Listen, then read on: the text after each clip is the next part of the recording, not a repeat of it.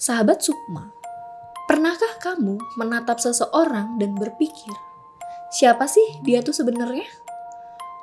Seorang pria kecil dengan wajah tenang, tubuhnya rapuh, suaranya pelan.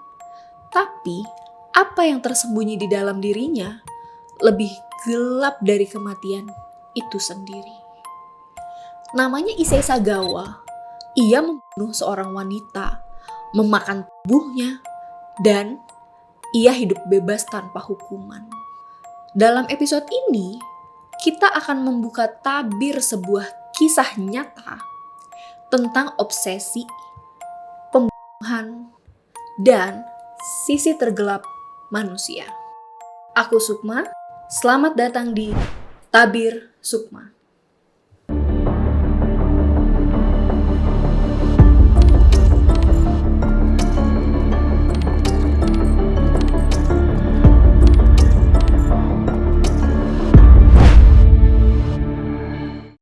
Issei Sagawa lahir pada 26 April 1949 di Kobe, Jepang. Ia lahir prematur, kecil sekali, dan lemah. Dokter bahkan sempat ragu apakah ia bisa bertahan hidup. Ayahnya adalah seorang eksekutif perusahaan besar.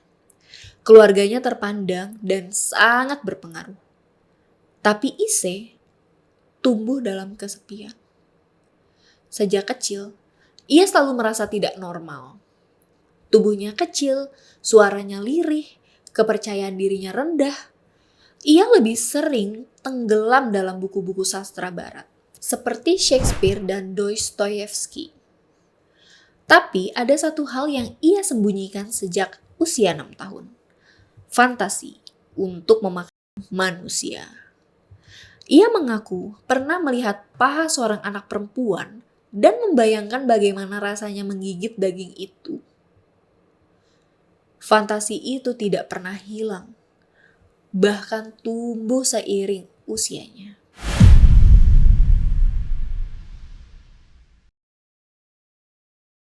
Tahun 1977, Issei pindah ke Paris untuk melanjutkan studi di Université de la Sorbonne.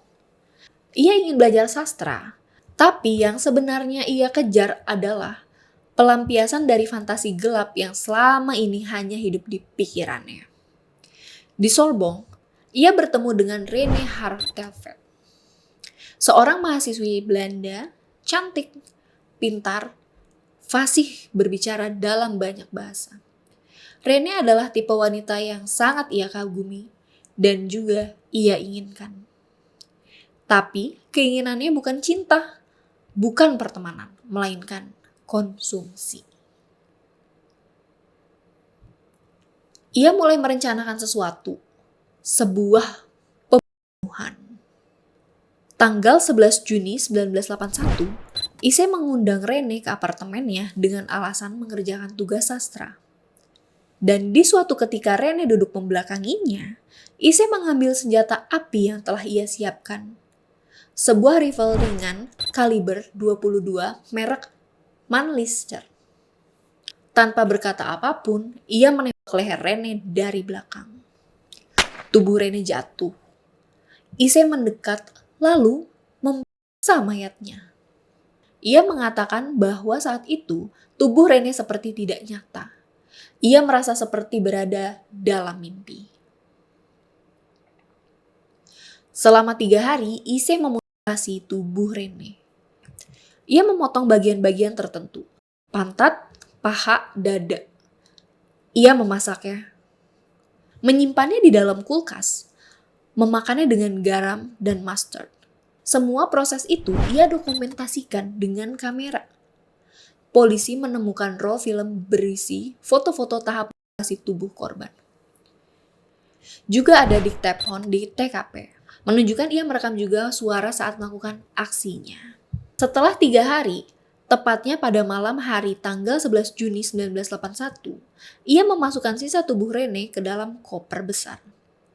Ia memesan taksi, tujuannya adalah untuk membuangnya di Taman Bois de Boulogne. Lalu sesampainya di taman tersebut, ia pun turun di dekat taman itu. Issei menyeret koper itu ke area rerumputan yang sunyi. Tapi koper itu terlalu berat. Bau amis darah pun sudah mulai tercium. Dan saat ia kesulitan mengangkatnya ke semak-semak, 2 orang warga yang melintas merasa curiga. Mereka memperhatikan dari kejauhan. Salah satu dari mereka kemudian melaporkan ke petugas polisi setempat.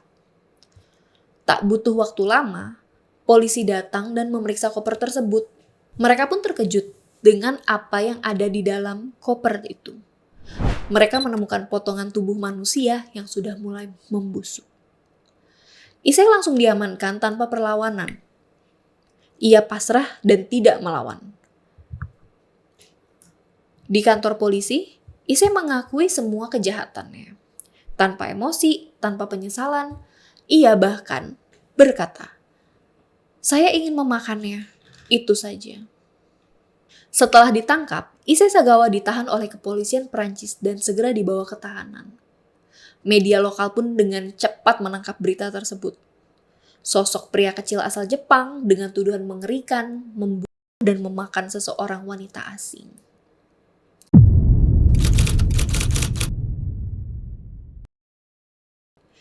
Pada tahun 1981, pengadilan Perancis menetapkan bahwa Issei mengalami gangguan jiwa berat dan tidak layak untuk diadili secara hukum. Ia kemudian dikirim ke rumah sakit jiwa.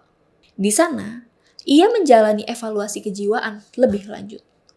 Para psikiater Prancis menyatakan bahwa ia mengalami delusi kanibalistik dan tidak dapat membedakan realitas dengan fantasi. Namun, keputusan itu menuai kontroversi.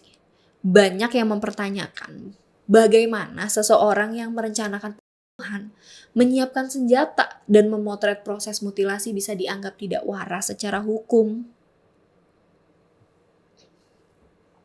Tahun 1984, ayah Issei, seorang konglomerat dan tokoh terpandang di Jepang, menggunakan koneksinya untuk memfasilitasi pemulangan Issei ke tanah air dengan dalih perawatan lanjutan. Pemerintah Jepang menerima permintaan tersebut. Issei dideportasi ke Tokyo dan langsung dipindahkan ke rumah sakit Matsuzawa, salah satu fasilitas kesehatan jiwa terbesar di Jepang. Di Jepang, hasil evaluasi psikiater justru berbeda. Issei dinyatakan tidak mengalami delusi berat. Ia sadar penuh saat melakukan kejahatan. Hanya saja mengidap kelainan psikoseksual, tepatnya paraphilia dengan manifestasi kanibalisme. Salah satu psikiater Jepang menyebut bahwa Sagawa menunjukkan kesadaran moral dan logis saat menjelaskan tindakannya. Namun, menganggap tindakannya sebagai pemenuhan fantasi pribadi. Disinilah terjadi celah hukum yang mencengangkan. Pemerintah Jepang tidak menerima salinan resmi dokumen dari pengadilan Perancis. Karena kasus tersebut telah dinyatakan ditutup di Perancis. Tanpa dokumen tersebut, jaksa Jepang tidak memiliki dasar untuk mengajukan tuntutan hukum baru. Dalam wawancara dengan media, seorang jaksa dari Tokyo pernah berkata, "Ini kasus unik dan rumit. Jika dokumen pengadilan Perancis tidak dikirim resmi, maka tidak ada dasar sah untuk membangun tuntutan pidana di Jepang." Akhirnya, hanya dalam waktu kurang dari 2 tahun setelah kepulangannya, Issei Sagawa dibebaskan dari rumah sakit jiwa. Tahun 1986, ia keluar sebagai orang bebas. Tidak ada hukuman, tidak ada rehabilitasi wajib, tidak ada pengawasan negara.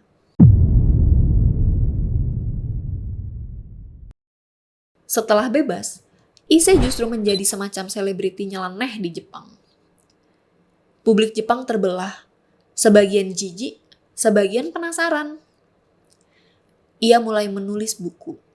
Salah satunya berjudul In the Fog, berisi narasi detail tentang pembunuhan Rene, dilengkapi ilustrasi. Issei juga sempat menjadi kolumnis majalah dan tampil di acara bincang-bincang. Bahkan ada produser film dewasa yang memperkerjakannya sebagai aktor, memanfaatkan sensasi dari namanya. Ia juga tampil dalam film dokumenter Prancis-Jepang berjudul Kaniba, yang tayang tahun 2017, menggambarkan sisi psikologis dan perilaku Issei setelah pembebasan. Film itu banyak menuai kontroversi karena memperlihatkan detail yang mengganggu dan minim kritik moral terhadap pelaku. Beberapa kritikus menyebut film tersebut sebagai eksploitasi voyeuristik atas penderitaan korban. Dalam wawancara dengan Vice Japan, Issei mengatakan, "Meski tubuh saya sudah lemah dan saya tak sanggup bertindak, keinginan itu tidak pernah benar-benar hilang. Saya masih bermimpi membunuh seseorang." Wawancara tersebut memicu gelombang kritik baru. Banyak yang mempertanyakan mengapa seseorang yang secara terbuka mengaku memiliki potensi kekerasan tetap dibiarkan hidup bebas. Tahun 2013, ia mengalami stroke yang menyebabkan sebagian tubuhnya lumpuh. Sejak saat itu, ia hidup dalam kondisi yang sangat bergantung pada perawatan sang adik. Ia menghabiskan hari-harinya di kursi roda, kesulitan berbicara, dan hampir tidak lagi muncul di publik. Pada tanggal 24 November 2022, Issei Sagawa meninggal dunia karena pneumonia di sebuah rumah sakit di Tokyo. Usianya 73 tahun. Ia dimakamkan tanpa upacara besar dan tanpa prosesi publik, dan dunia pun seakan melupakan nama itu. Sahabat Sukma, kita hidup di dunia yang memandang kejahatan sebagai hitam dan putih. Tapi, ada kalanya kegelapan itu menyelinap di balik wajah yang tenang. Issei Sagawa bukan hanya pembunuh dan kanibal. Ia adalah simbol dari sistem hukum yang bisa meloloskan keburukan dengan nama prosedur. Kisah ini bukan sekedar mengerikan. Ini adalah pengingat bahwa keadilan tidak selalu hadir, bahkan untuk korban yang paling tak berdosa. Terima kasih telah membuka tabir bersamaku malam ini. Jika kamu punya kisah nyata yang menurutmu layak untuk diangkat di Tabir Sukma, tulis di kolom komentar. Aku akan membacanya di segmen bicara lewat Sukma. Sampai jumpa di episode Tabir Sukma berikutnya.